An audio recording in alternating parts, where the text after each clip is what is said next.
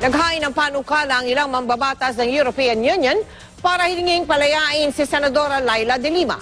Nais din nilang kondenahin ang mga patayan sa Pilipinas sa gitna ng kampanya kontra droga. Ang buwelta naman ng Justice Department, walang karapatang makialam ang UE sa ating bansa. Nakatutok si Jamsi Sante.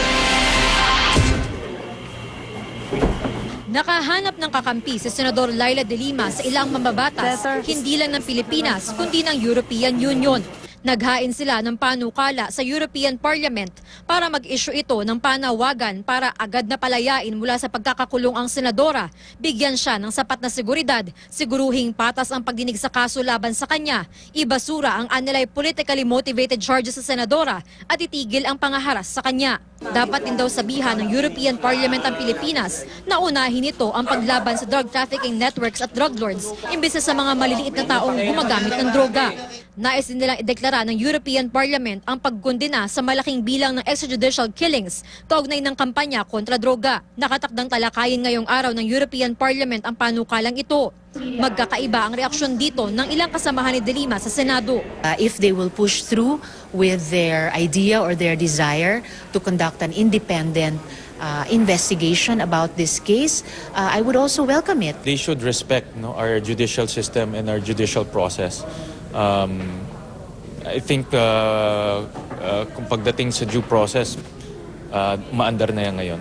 Sabi ng Malacanang, mali ang intindi ng ilang European parliamentarian sa sitwasyon ni de Lima. The lady is being charged with crime, not political persuasions. So I think they ought to respect that.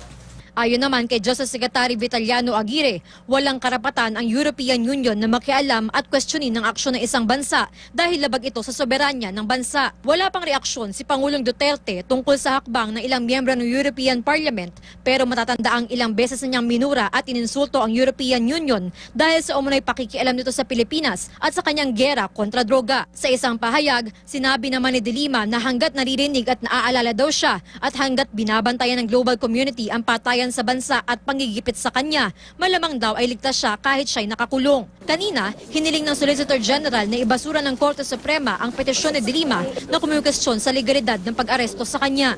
Mukha daw kasing pineke ang jurat o panunumpa sa notaryo sa ilang dokumentong kasama sa petisyon, bagay na itinanggi ng kampo ng senadora. Even if it was correct, hindi naman na-invalidate yung petition. It only subject the notary to parang sanction.